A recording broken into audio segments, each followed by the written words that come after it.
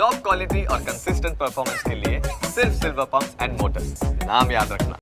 ખેડામાં પૂર્વ એમએલએ કેસરીસિંહ સોલંકી ફરી બળવાના મૂડમાં જોવા મળ્યા છે। કેસરીસિંહ સોલંકી ફરી બીજેપીની વિરુદ્ધમાં જાય તેવી પણ શક્યતા। માતર એપીએમસી બાદ હવે જિલ્લા સરકારી સંઘની ચૂંટણીમાં ઉમેદવારી કરી 4 જાન્યુઆરી યોજાશે જિલ્લા સહકારી સંઘની ચૂંટણી। 4 વિભાગની કુલ 13 બેઠક માટે ચૂંટણી યોજાશે। પૂર્વ એમએલએ કેસરીસિંહ સોલંકીની હવે સહકારી ક્ષેત્રે નજર છે। 70 થી વધુ ટેકેદારો સાથે ચૂંટણી અધિકારીની કચેરીએ પહોંચ્યા।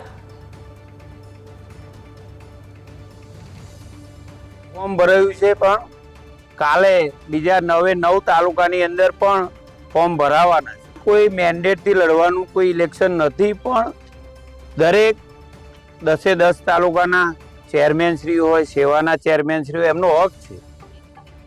ઇલેક્શનની અંદર દરેકને ફોર્મ ભરવાનો અધિકાર છે। ત્યારે આજે મારી સાથે આપ જોઈ રહ્યા છો, માતર તાલુકાના તમામ ચેરમેનશ્રીઓ ઉત્સાહી થઈ અને ફોર્મ ભરવા માટે અમે આજે નડિયાદ ખાતે આવ્યા છીએ। વધુ વિગતો સાથે સંવાદદાતા યોગીન જોડાયા છે। યોગીન, પૂર્વ એમએલએ કેસરીસિંહ સોલંકી ફરી બળવાના મૂડમાં જોવા મળી રહ્યા છે।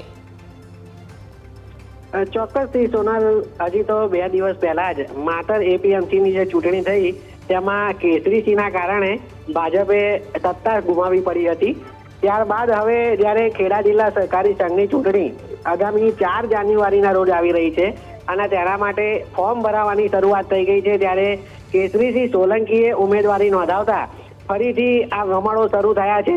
કેસરીસિંહ સોલંકી ચોક્કસથી ભાજપને નુકસાન કરાવવા માટે જ આ જિલ્લા સહકારી સંઘની ચૂંટણીમાં ઉતર્યા હોવાની ચર્ચાઓ થઈ રહી છે।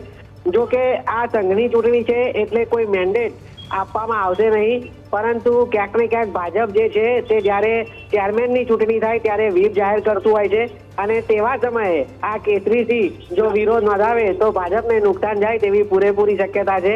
હાલ તો કેસરીસિંહે પોતાના સમર્થકોને માન આપી ઉમેદવારી નોંધાવી હોવાનું જણાવી રહ્યા છે। યોગીન, આભાર આપનો જાણકારી માટે।